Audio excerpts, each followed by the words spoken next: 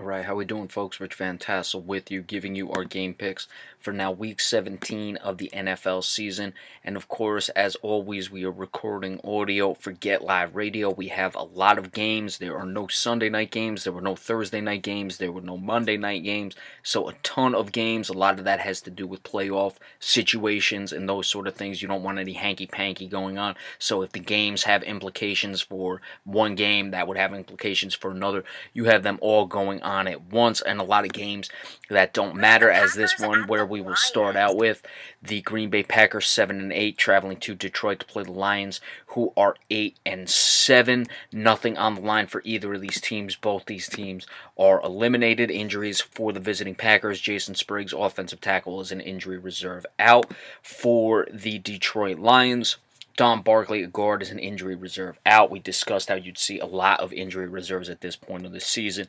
A lot of teams being shut down.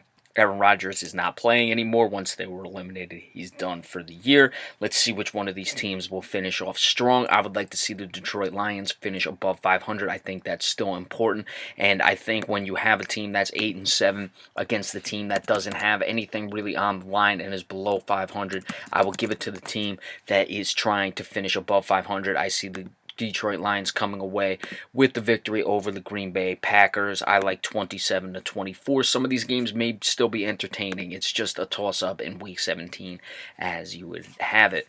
The Houston Texans, 4-11, travel to Indianapolis to play the Colts, who are 3-12, 2-5 at home. Injuries for the visiting Texans: Kendall Lamb, offensive tackle; LaTroy Lewis, linebacker, are questionable. Nick Martin, center; Corey Moore, safety, injury reserve, out. For the Indianapolis Colts, Rashawn Melvin, cornerback, is an injury reserve, out. A situation where two teams can't have the season end fast enough. Been totally disappointing for the Indianapolis Colts all year long. With the Andrew Luck injury, they were never able to get anything going because of that. Their defense has been porous. On the other end, the Houston Texans, just injury after injury after injury all season long. J.J. Watt, Whitney Merciless, Deshaun Watson, we've discussed it all.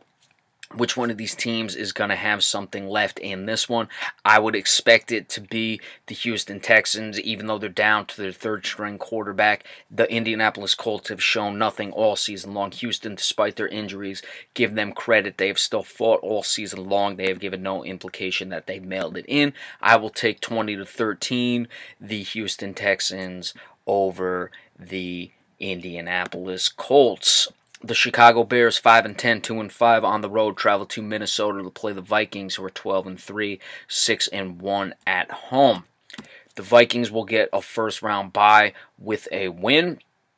They cannot get to the number one overall seed if Philadelphia wins their game, but certainly something on the line. They would definitely want that first round bye. Chicago at 5-10, not playing for anything. The Bears are listing no injuries for the Minnesota Vikings. Nick Easton, center, and Sam Bradford, a quarterback, is an injury reserve, out, but Sam Bradford has been done for a while now. With this one, it's going to be interesting to see how much Mitchell Trubisky, this is an important game for them, what he can learn against a Minnesota defense, which is very good. I'd like to keep an eye on that. Minnesota should be playing all their starters, as you would expect. They're not going to rest guys unless things get out of hand one way or another. So in this one, you still got to worry about the focus of a Minnesota Vikings team. It is the last week of the season, but all in all, they're going to be good. I just want to keep an eye on what Mitchell Trubisky has. I think this is an important stepping stone for him where you can learn a lot moving forward. And if he comes up with a good game, I would be very much surprised. I'm going to pick the Minnesota Vikings and that defense to turn the young rookie quarterback over and get the victory 27-14. I see Chicago really struggling on offense in this one. The New York Jets, 5-10, 1-6 on the road, travel to New England to play the Patriots, who are 12-3, 5-2 at home. Injuries for the visiting Jets: Brian Winter, guard, is an injury reserve, out. For the New England Patriots, Malcolm Mitchell, wide receiver, injury reserve, out. The rest are questionable: Eric Lee, defensive end; Devin McCourty, safety; Matthew Slater, wide receiver; and LaDarian Waddle, a offensive tackle. New England will clinch home field advantage throughout the AFC playoffs with a victory in this one. They will also clinch it with a victory if the New England Patriots lose this game and the Pittsburgh Steelers lose their game, they will also clinch. The Jets just extended Todd Bowles, so that's certainly something to keep an eye on. bringing him back. A lot of question marks for that. I think it's the right move. Of course, that'll be something that unfolds in future seasons. I would look at that dynamic coming into this game to see exactly what the Jets will have. I think that's going to be an important boost to them, especially playing the Patriots. They can't really ruin the Patriots season because the Patriots are still very much Super Bowl bound in this one. But certainly it's a situation where you want to see how the guys respond to the re-upping of Todd Bowles. It could make it look like a good decision, or it could make it look like a bad decision. It's definitely a dynamic you have to pay attention to in this game. I think the Jets will play them tough, but New England will get it because they need it 30-20 over the New York Jets.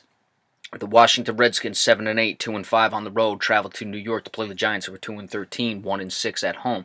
Injuries for the visiting Redskins: Chris Thompson, running back, is an injury reserve out. Ziggy Hood, nose tackle, is out.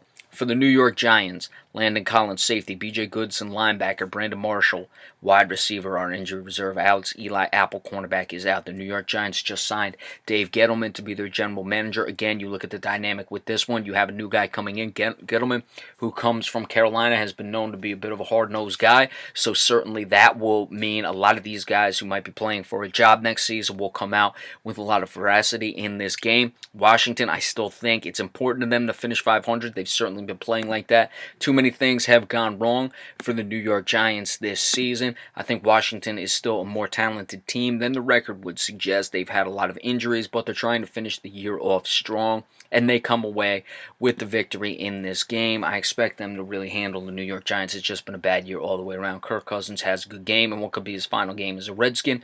31-17, the Redskins over the New York Giants. The Dallas Cowboys 8-7, 5-2 on the road, travel to Philadelphia to play the Eagles, who are 13-2, 7-0 at home. The Cowboys were, of course, eliminated last week. Their injuries: Richard Ash, defensive tackle; Lyle Collins, offensive tackle, questionable. For the Philadelphia Eagles, they are not listing any injuries. The Eagles win, they will clinch the first round bye. They already have it actually to begin with, so that is something where they might be resting all their guys. I think it's important to keep Nick Foles sharp, though, and have him come out. I don't expect the Cowboys to really have much in this game. Do the Cowboys want to finish above 500? I'm sure they do. I don't think they will. Cowboys, a lot of wind taken out of their sail after that very, very disheartening loss that they had against the Seattle Seahawks. They would have had a pretty decent shot of making the playoffs had they won that game.